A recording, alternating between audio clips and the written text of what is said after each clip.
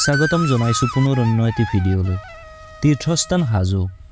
পুৰণি সময়ত হাজো অঞ্চলটো ৰজা মহাৰজাসকলৰ ধৰ্মস্থলী আছিল, যাৰ বাবে আজি হাজো অঞ্চলত থকা বহুতো মঠ মন্দিৰ তীৰ্থস্থান ৰূপে পৰিগণিত হৈছে। বলকচোন আজি আমি হাজো পুণ্যভূমিলৈ যাওঁ।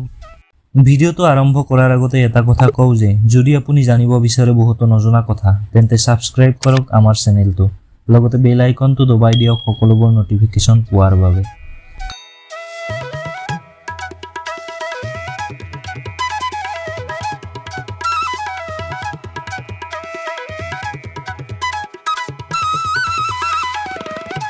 গুৱাহাটী চহৰৰ পৰা ৩১ কিলোমিটাৰ দূৰত অৱস্থিত হাজো হৈছে অসমৰ অন্য এক পৰ্যটনস্থলী।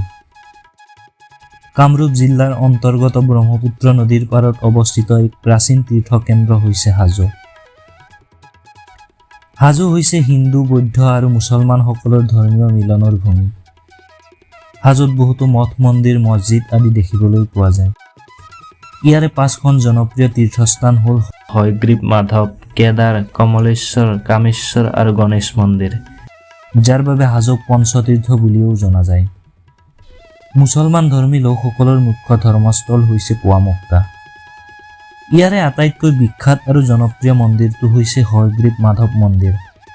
লোকবিশ্বাস অনুসৰি মানুহে যিকোনো মানস কৰি এই মন্দিৰত তুলসীৰ মালা অৰ্পণ কৰিলে মনোবাঞ্ছা পূৰ্ণ হয় বুলি প্ৰবাদ আছে। এই মন্দিৰৰ চৌহদত প্ৰৱেশ কৰিয়ে আপুনি দেখা পাব ধূপ চাকিৰে পৰিপূৰ্ণ সৰু সৰু দোকানবোৰ।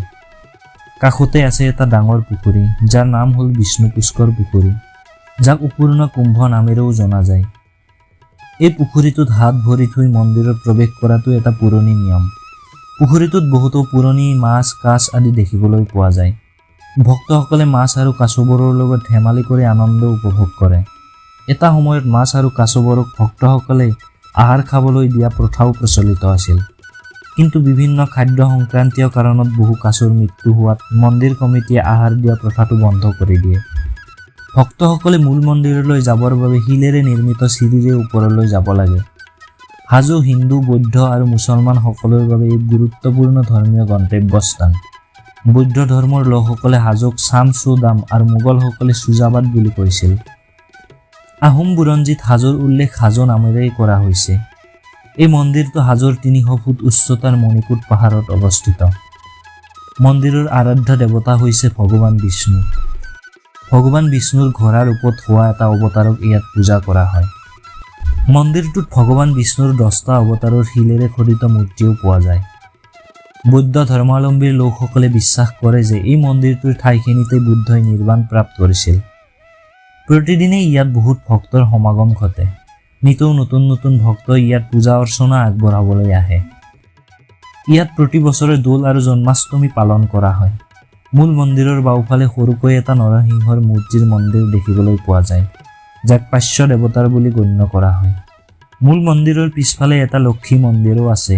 এই মন্দিৰৰ উৎপত্তি সম্পৰ্কে সঠিককৈ জনা নাযায় যদিও বুৰঞ্জীবিদসকলৰ মতে মন্দিৰটো প্ৰথমে পাল ৰাজবংশৰ দ্বাৰা নিৰ্মাণ কৰা হৈছিল।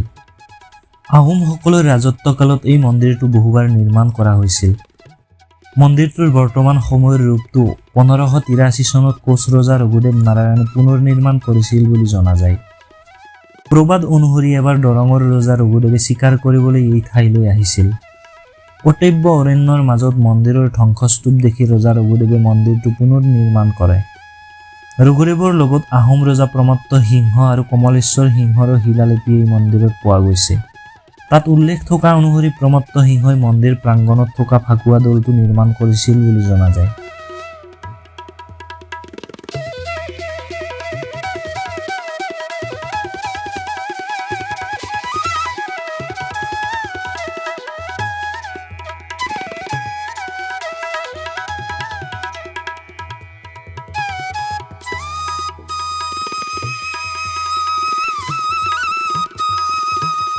হয়গ্ৰীৱ মাধৱ মন্দিৰৰ পৰা পূবে প্ৰায় 200 মিটাৰ দূৰত্বত এটা গণেশ মন্দিৰ আছে। এই মন্দিৰটোক পঞ্চতীৰ্থৰ দেৱতাসকলৰ মিলনৰ স্থান বুলি কোৱা হয়।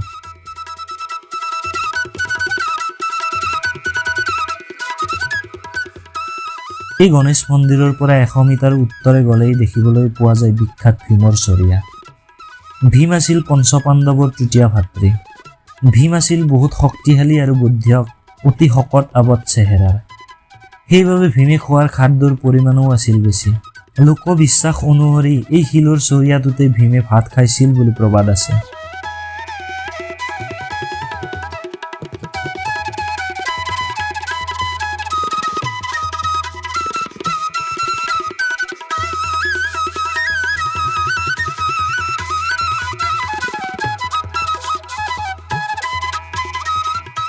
হাজোৰ অন্য জনপ্ৰিয় মন্দিৰসমূহ হৈছে কেদাৰ, কমলেশ্বৰ আৰু কামেশ্বৰ মন্দিৰ।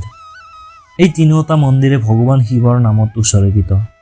এই মন্দিৰকেইটা হাজোৰ মদনাচল পাহাৰত অৱস্থিত। কেদাৰ মন্দিৰ হৈছে ভগৱান শিৱৰ প্ৰতি উৎসৰ্গিত এক গুৰুত্বপূৰ্ণ মধ্যযুগীয় মন্দিৰ। হিন্দুসকলৰ বাবে এক পবিত্ৰ স্থান হৈছে হাজোৰ কেদাৰ মন্দিৰ।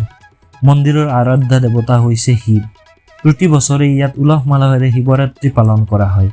এই মন্দিৰত বিৰল স্ব-উৎপন্ন স্বয়ম্ভু লিংগ আছে।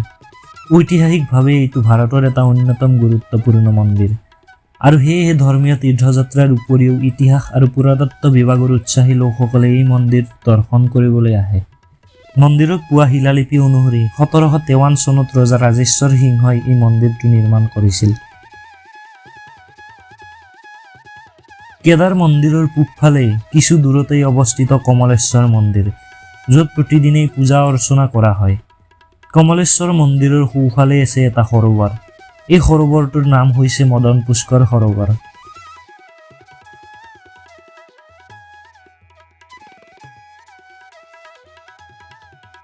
আনফালে মদনাচল পাহাৰৰ পশ্চিম ফালে কামেশ্বৰ মন্দিৰটো আছে। কামেশ্বৰ মন্দিৰৰ ঠাইখিনিতেই মদন কামদেৱৰ উপাসনাৰ স্থলী বুলি বিশ্বাস কৰা হয়। এয়াই হৈছে পঞ্চতীৰ্থ হাজো, য'ত প্ৰতিদিনেই হাজাৰ হাজাৰ ভক্তৰ সমাগম ঘটে। বন্ধুসকল, আজিলৈ ইমানেই। আকৌ লগ পাম এটা নতুন ভিডিঅ'ত। ভিডিঅ'টো যদি চাই ভাল লাগিল তেন্তে লাইক, কমেণ্ট আৰু শ্বেয়াৰ কৰিবলৈ একেবাৰে নাপাহৰিব। ধন্যবাদ।